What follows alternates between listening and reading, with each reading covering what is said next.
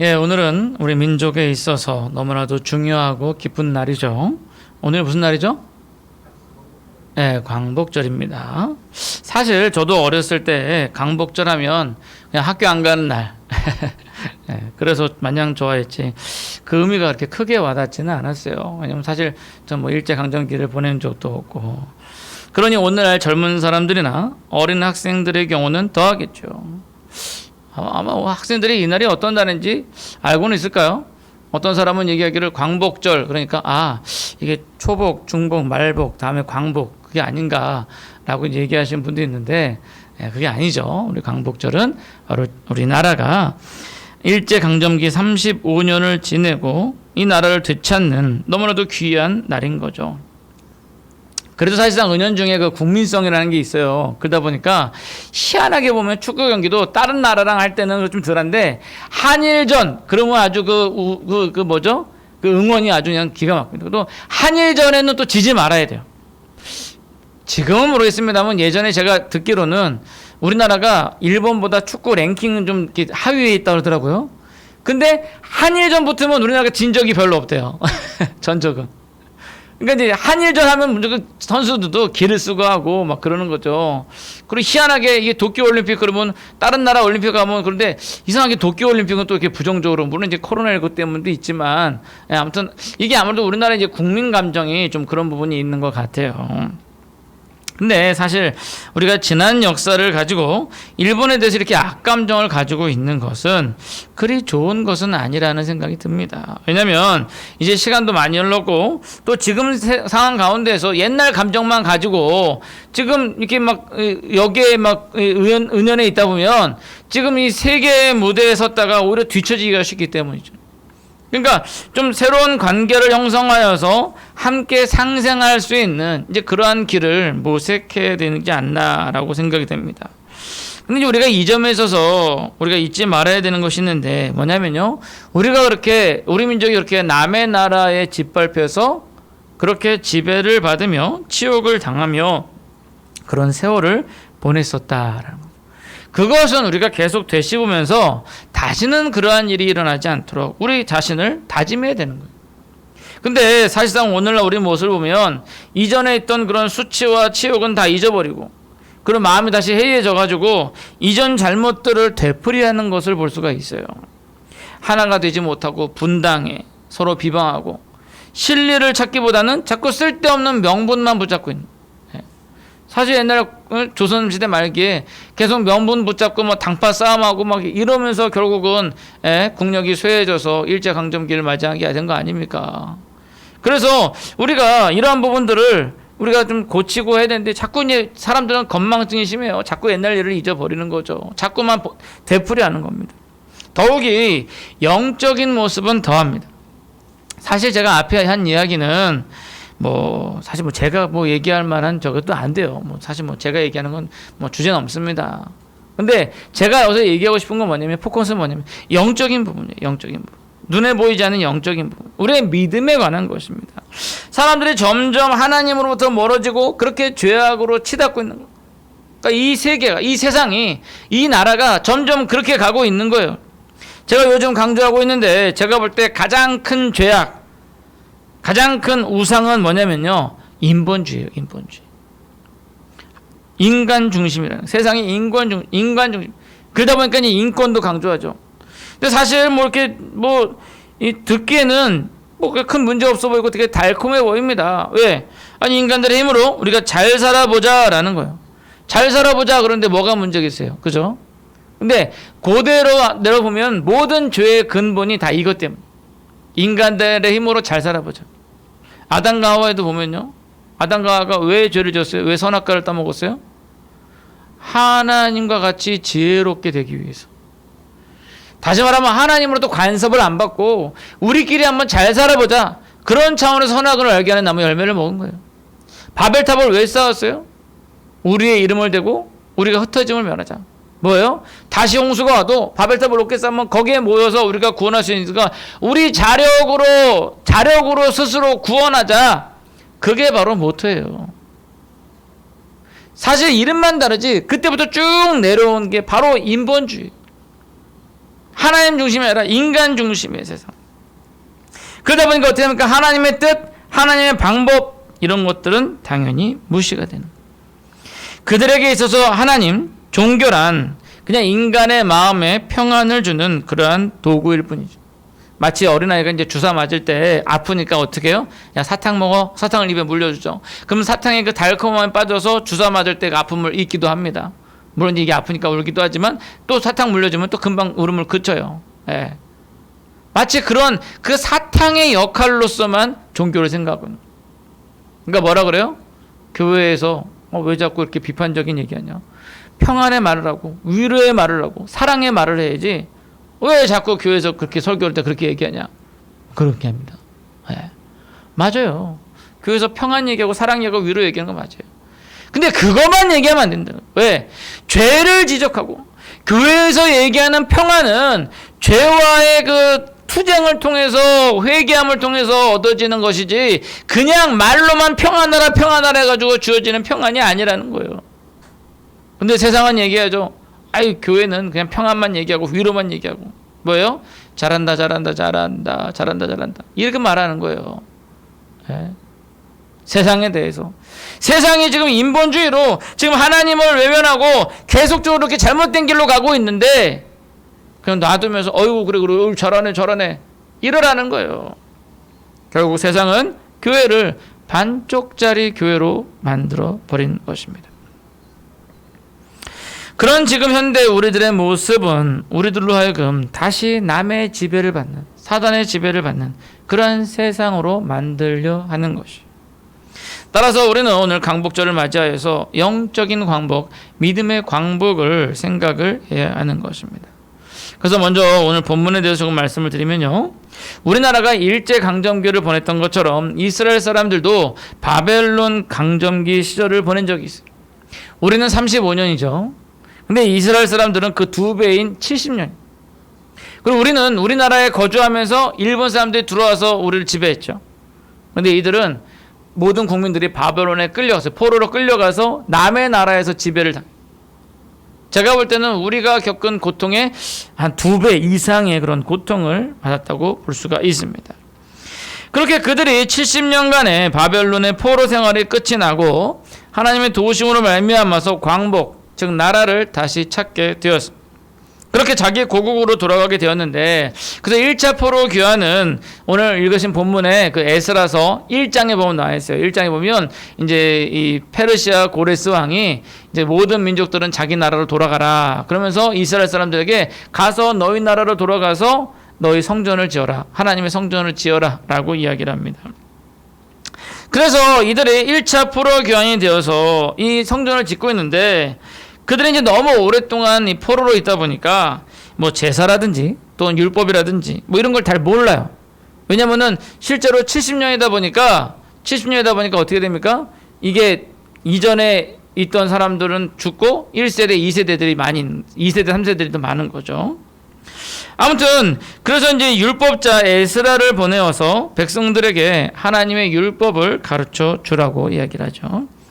그렇게 에스라는 두 번째 무리들을 이끌고 본국 가나안 땅으로 돌아오게 되는 그러한 장면이 바로 오늘 본문의 말씀입니다.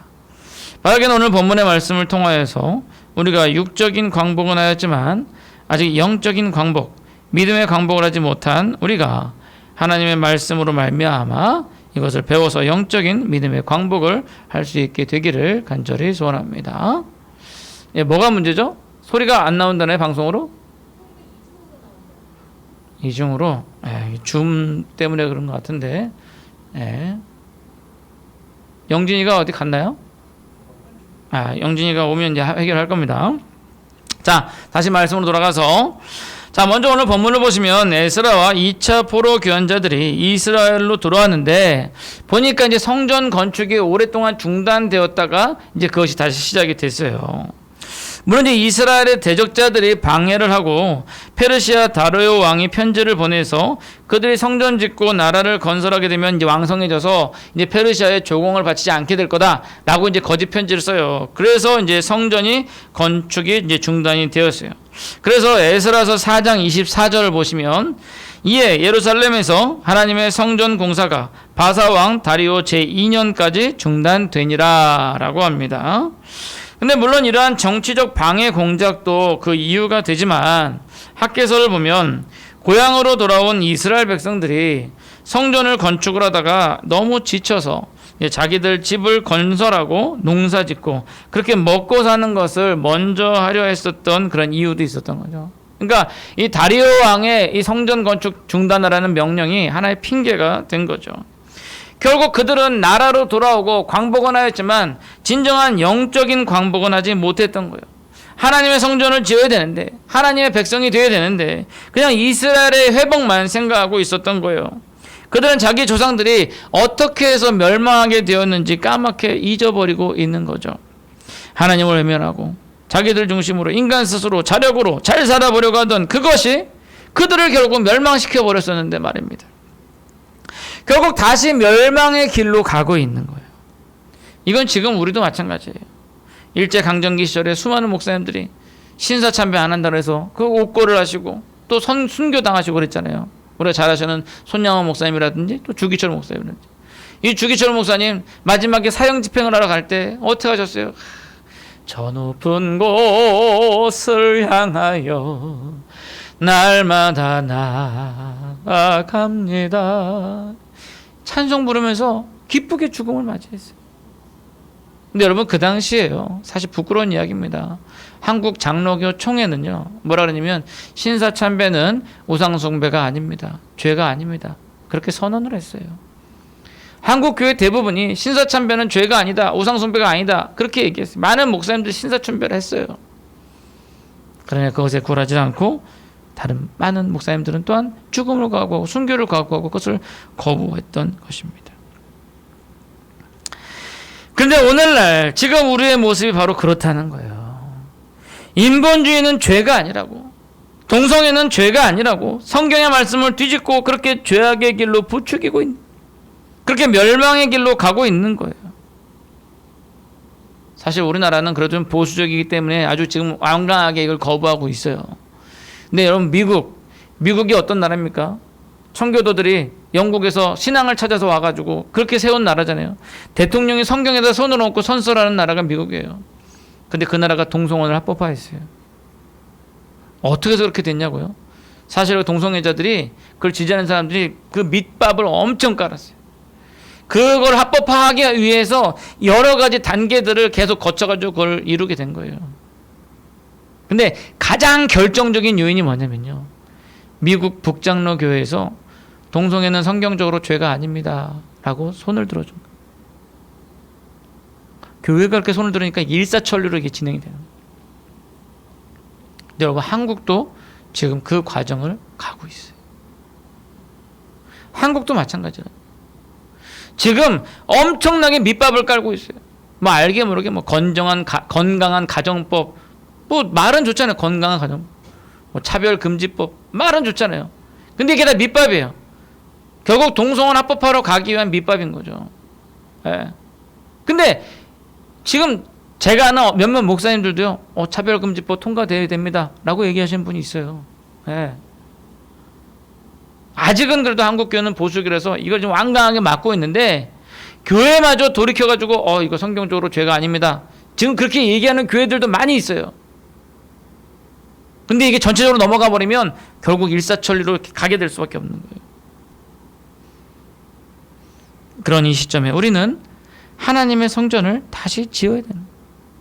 우리가 하나님의 성전이 되어야 되는 거예요. 하나님이 이 세상의 중심임을 선포하고 하나님의 말씀을 선포하는 것을 주저하지 말아야 되는 거예요. 그것만이 바로 우리의 살 길인 거예요. 학개 선지자가 얘기하죠. 학개서 1장 4절 6절 너무나도 중요한 말씀입니다. 다 같이 한번 읽어볼까요? 학개서 1장 4절 6절 다 같이 읽겠습니다. 시작. 이 성전이 황폐하였거늘 너희가 이때 판벽한 집에 거주하는 것이 옳으냐. 그러므로 이제 만군의 여호와가 이와 같이 말하노니 너희는 너희의 행위를 살필지니라. 너희가 많이 뿌릴지라도 수확이 적으며 먹을지라도 배부르지 못하며 마실지라도 흡족하지 못하며 입어도 따뜻하지 못하며 일꾼이 삭슬 받아도 그것을 구멍 뚫어진 전대에 넣음이 되느니라. 그렇습니다. 하나님을 우선하지 않고 인간을 우선하고 하나님의 집을 우선하지 않고 자기 집을 우선할 때 어떻게 됐어요? 많이 뿌려도 수확이 적고 많이 먹어도 배부르지 못하고 마셔도 흡족하지 못한 거예요. 지금 우리의 삶의 모습이 바로 이렇지 않냐는 거예요, 여러분. 바라기는 인간 중심이 아닌 하나님 중심. 내 자신보다 하나님의 성전을 우선하여 먼저 하나님의 사람들이 드시기를 간절히 소원합니다. 자, 두 번째로 그렇게 되기 위해서 우리가 어떻게 해야 되는가? 바로 하나님의 지혜를 따라서 알지 못하는 자를 가르쳐야 된다. 오늘 보면 에스라 7장 25절을 보면요. 에스라여 너는 내 손에 있는 내 하나님의 지혜를 따라 내 하나님의 율법을 아는 자를 법관과 재판관을 삼아 강 건너편 모든 백성을 재판하게 하고 그중 알지 못하는 자는 너희가 가르치라. 즉 그렇게 무지한 사람들, 하나님 중심이 아닌 인간 중심으로 사는 그런 사람들에게 하나님의 지혜를 따라 가르치라는 거예요. 우리는 이 가르치는 사역에 대해서 좀 심각하게 고민을 해야 됩니다. 예를 들면 이런 거죠. 소경의 경우에 앞이 보이지 않으니까 그냥 좋은 길이라 생각하고 앞으로 갑니다. 근데 눈에 보이는 우리가 보니까 그 앞에 뭐가 있어요? 커다란 구덩이가 있는 거예요. 거기 떨어지면 죽게 생긴 거예요. 그럼 어떻게 해요? 보이는 우리가 뭐라고? 이보시오. 거기 거기 구덩이 있어요. 그 길 말고 이쪽 길로 가십시오. 이렇게 얘기해 줄 거 아니에요. 우리가 그 역할을 해야 된다는 거예요. 소경을 그렇게 인도해야 된다는 거예요. 그러기 위해서 우리는 신뢰를 얻어야 돼요. 예를 들어서 그 소경이 우리의 친구예요. 근데 우리가 좀 짓궂죠. 장난을 자꾸 치는 거죠. 야, 이보게 거기 구덩이 있으니까 이쪽 길로 가게 하면서 가다가 전봇대에 부딪히게 만들고, 그 다음에 이쪽 길로 가게 돌불에 걸려 넘어뜨리게 만들고. 이걸 이제 몇 번 반복하니까 더 이상 그 소경이 우리의 말을 믿지 않는 거예요. 그래서 정말로 그 앞에 구덩이가 있는데 이보게 거기 구덩이 있어 가면 안 돼 라고 얘기할 때 에이 이게 또 장난치고 있네 그러면서 가다가 떨어지게 되는 거죠.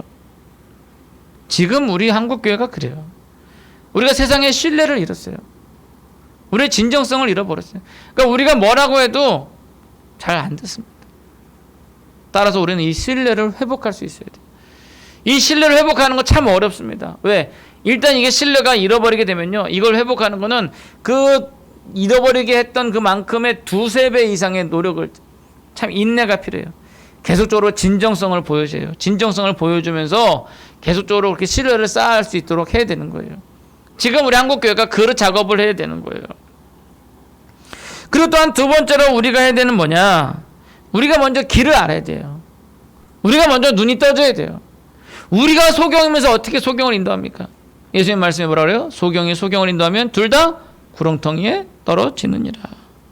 즉 우리가 먼저 눈을 떠서 진리의 길을 발견해야지만 소경들의 길을 인도해 줄 수가 있는 거예요. 그래서 오늘 본문을 보시면 하나님의 지혜를 따라 하나님의 율법을 아는 자가 가르치라. 즉 우리가 하나님의 지혜를 따라 하나님의 말씀을 먼저 알아야 됩니다. 뭐 알아야 면장도 해먹죠. 안 그렇습니까? 따라서 우리가 하나님의 말씀을 봐야 된다는 거예요. 그러기 위해서 우리가 영적인 눈을 떠줘야 됩니다. 바라기는 먼저 우리가 진리의 길을 찾을 수 있도록 영적인 눈을 뜨시고, 그래서 멸망의 길로 가고 있는 그런 이 세상 사람들을 진리의 길, 구원의 길로 인도하시는, 또 그러기 위해서 그 신뢰를 회복하시기 위해서 우리의 진정성을 가지고 이 세상을 대할 수 있는 그 여러분들 되시기를 간절히 소원합니다. 자, 마지막 세 번째로 그러기 위해서 우리는 하나님의 은혜를 간구해야 한다라는, 기도해야 한다는 거죠. 오늘 본문 28절을 보시면 또 나로 왕과 그의 보좌관들 앞과 왕의 권세에 있는 모든 방백의 앞에서 은혜를 얻게 하셨도다. 내 하나님 여호와여, 여호와의 손이 내 위에 있으므로 내가 힘을 얻어 이스라엘 중에 우두머리들을 모아 나와 함께 올라오게 하였노라.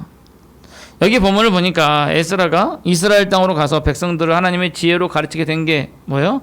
하나님의 은혜를 얻었기 때문이다. 하나님의 은혜를 얻었기 때문에. 즉 하나님의 은혜를 얻음으로 말미암아 어떻게 했어요? 힘을 얻었어요. 그래서 우두머리를 모아서 이스라엘로 올라가게 된 거예요. 결국 지금 이 시점에서 우리에게 가장 필요한 게 뭐냐? 하나님의 은혜. 코로나 백신도 아니고요. 치료제도 아니고요. 물질도 아니고요. 뭐예요? 하나님의 은혜. 하나님의 은혜가 있어야 우리가 회복이 될 수가 있는 겁니다. 그렇다면 우리가 어떻게 하나님의 은혜를 받을 수 있을까요? 여러분, 우리가 아무리 노력해도 하나님의 은혜를 받을 수가 없어요. 만약에 우리가 노력해서 은혜를 받는다고 하면 그건 은혜가 아니죠. 그건 보상이고 보답이죠. 노력에 대한 대가죠. 우리는 노력해서 하나님의 은혜를 받는 건 아니에요. 은혜는 하나님의 아주 절대적인 주권에 의해서 우리에게 주어지는 겁니다. 은사도 마찬가지예요. 은사가 뭐예요? 은혜의 선물이 은사잖아요. 그러면 은사는 하나님께서 우리에게 은혜로 주시는 거죠. 우리가 막 노력해가지고 그걸 받으면 그거는 은혜가 아니죠. 대가죠. 네. 어떤 사람에게 방언을 배울 수 있다. 그렇게 얘기해요. 제가 단언하건데 여러분들, 방언 교육받아가지고 하는 건요 100% 가짜입니다. 왜요? 은사잖아요. 은사는 하나님께서 주시는 거지, 우리가 뭐 열심히 공부해가지고 얻을 수 있는 게 아니란 말이에요. 우리가 열심히 노력해가지고 막 쟁취하는 게 아니라는 거예요. 하나님의 은혜라는, 하나님께서 거저 주시는 은혜라는 거예요. 그러면 그 은혜를 받기 위해서 우리는 아무것도 안 하면 되나요? 그렇진 않아요. 먼저 우리 자세가 바뀌어야 됩니다. 마치 하나님의 은혜를 당연히 주셔야 된다고 막 그렇게 거만한 자세로 있으면 그런 사람에게 하나님께서 은혜를 주시지 않아요. 우리 자세가 돼 있어요. 자세가. 예? 예수님께서 회당장 집에 들어가셨을 때 회당장은 아주 거만하게 막 이러고 있었는데 한 여인이 와가지고요, 눈물로 예수님 발을 씻기고 그 발에 입 맞추고 그리고 그 머리에 귀한 옥합을 깨트려서 향을 입었습니다. 회당장은 그러죠. 저 여자 우리 동네 창녀인데, 저 여자가 창녀인 줄 예수님이 알면 저렇게 안 하셨을 텐데. 아주 거만하게 말이죠. 예수님께서 말씀하시기를 죄가 많은 자에게 은혜가 더 크다라고. 그 죄를 사함 받으니까.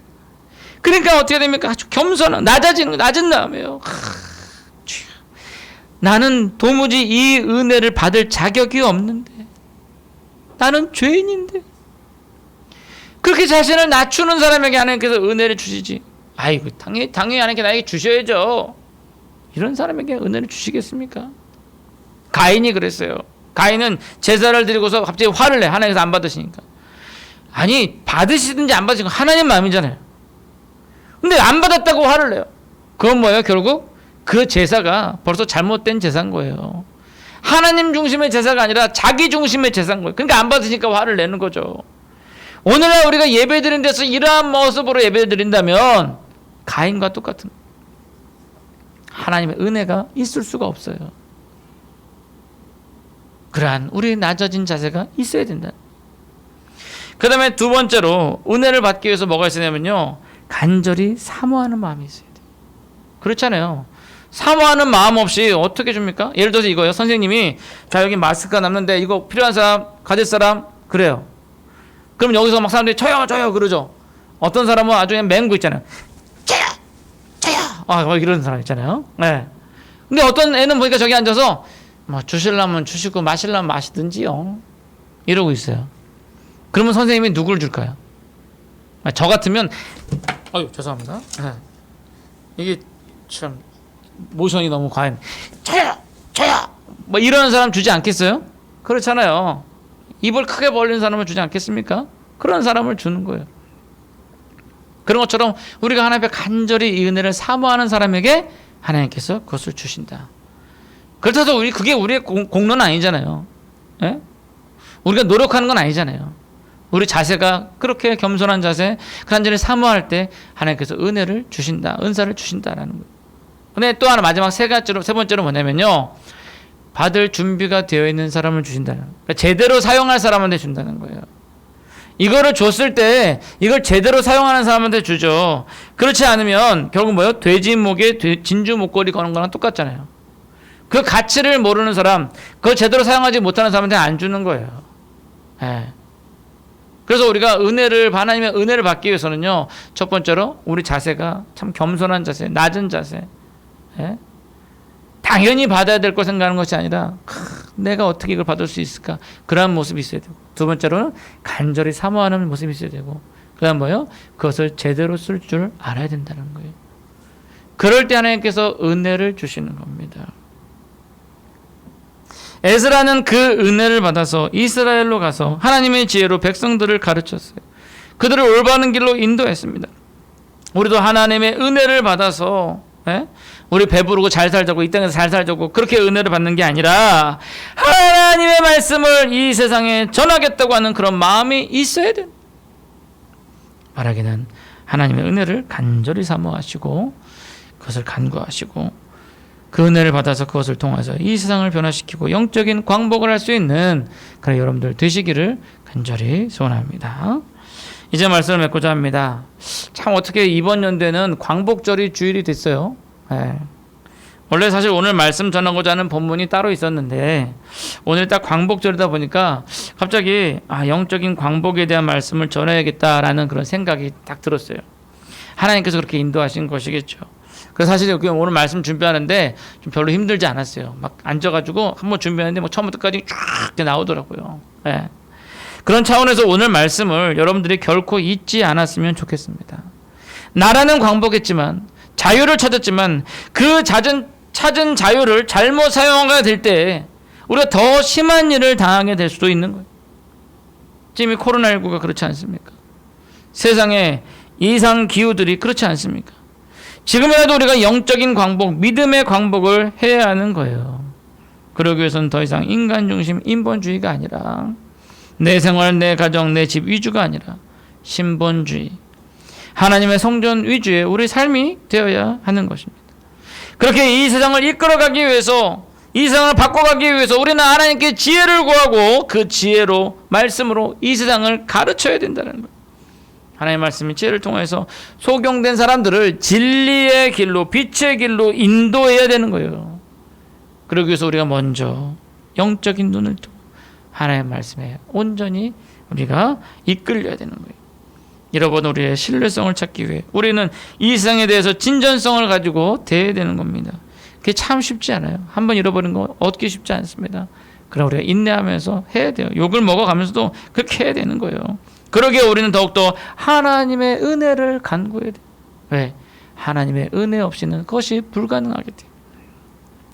바라긴 하나님의 은혜를 간구하시고 그로 인해서 하나님께 힘을 얻어 하나님의 말씀에 지혜를 얻어 멸망으로 치닫고 있는 이 세상을 올바르게 가르치는 인본주의 우상을 섬기는 이 세상을 신본주의, 하나님 우선주의로 바꾸어 가실 수 있는 그런 여러분들 되시기를 간절히 축원합니다.